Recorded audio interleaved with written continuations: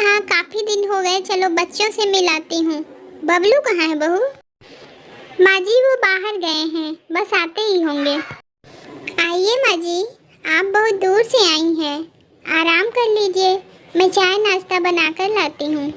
टुनटुन की सास कमरे में आराम करने चली जाती हैं। टुनटुन अपनी सास के लिए चाय और नाश्ता बनाकर लाती है। ये लीजिए माँ जी, चाय नाश्ता कर लीजिए।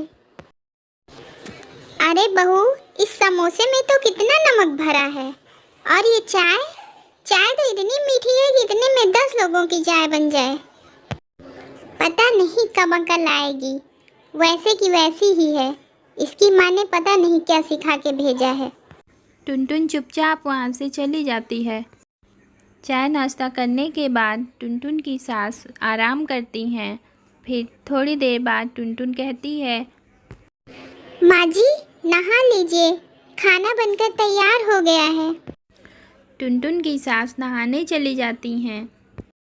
अरे ये क्या, लगता है ये कुर्सी है, इस पर बैठकर नहाया जाता होगा। पर ये बदबू कहाँ से आ रही है? जैसे लेटरिन की बदबू आ रही है। इससे अच्छा तो हमारा गांव ही है। आंगन में बैठ के नहा लो खूब जी भर के, चाहे जितनी देर तक नहाओ। सास नहाकर बाहर आ जाती हैं। अरे बहू, बाथरूम में बहुत बदबू आ रही थी। उस कुर्सी के ऊपर बैठ के नहा रहे थे तो जैसे लेटरिन की बदबू आ रही थी। माँ जी वो कुर्सी नहीं है, वो कमबोर्ड की लेटरिन है, उस पर बैठकर हम लेटरिन करते हैं। छी छी, पहले क्यों नहीं बताया? हे राम, ये शहर के लोग कैसे कैसे होते हैं, पाए तो क्या क्या घर में बनवा डालें। इससे तो अच्छा गांव है, बढ़िया। हम तो लोटा लेके खूब दूर तक जाओ, बढ़िया खेत में आराम से। माँ जी देश में स्वच्छता अभियान चलाया जा रहा है, क्या आपको नहीं पता है?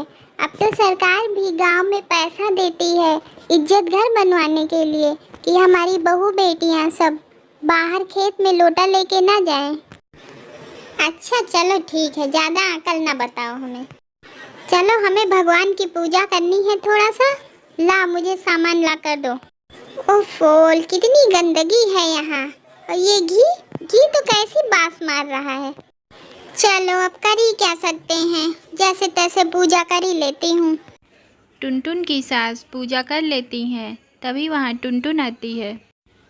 माँ जी खाना तैयार है, खाना लगा दूँ? हाँ लगा दो भाई। टुनटुन अपनी सास के लिए खाना लगा देती है। ये रोटी है कि रबड़, टूट ही नहीं रही है। हमारे राज में तो हम गेहूं खुद से बनाकर आटा पीस कर तैयार करते थे तो रोटी बनाते थे। आजकल की बहुओं को तो जितना आराम मिल जाए उतना ही कम है। टुनटुन की सास खाना खाकर कमरे में चली जाती हैं।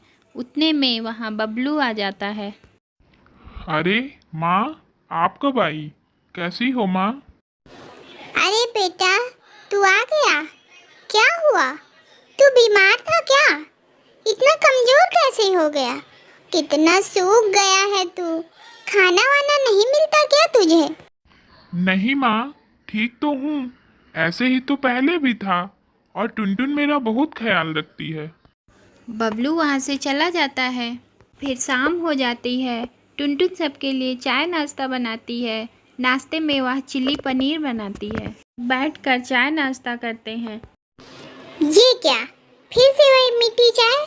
मुझे नहीं पीनी चाय वाय। बेटा ये चाय कितनी मीठी है।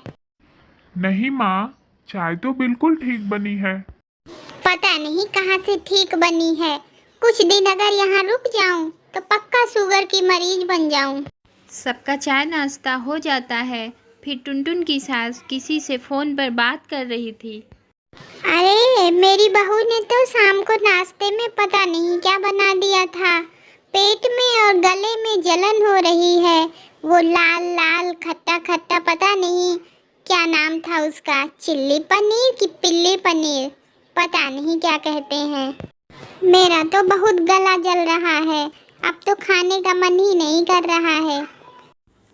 टुनटुन चिड़िया वहाँ से वापस चली आती है और शाम को खाने में खिचड़ी बनाती है। रात का खाना लगकर तैयार हो जाता है। सब खाने पे बैठ जाते हैं।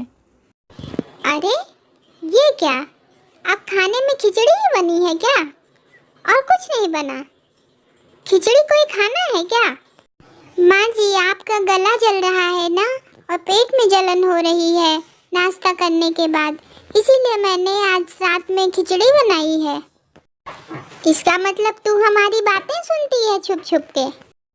नहीं माँ जी, वो तो मैं काम से गई थी तो मैंने ऐसे ही सुन लिया। अब तो खाना ही पड़ेगा, जो भी बना है, जो मिल जाए वही ठीक है। खाना वाना खाने के बाद मीनू की सास कमरे में सोने के लिए चली जाती हैं। तो मीनू रात में अपनी सास के पैर दबाने के लिए आती है। माँ जी, लाइए सिर में तेल लगा दूं और आपके पैर दबा दूं। बहू, तुम कितनी अच्छी हो मेरी बहू, तुम मेरा बहुत ध्यान रखती हो। मैं तो ऐसे ही तुमको भला बुरा कहती हूँ। कोई बात नहीं माँ जी।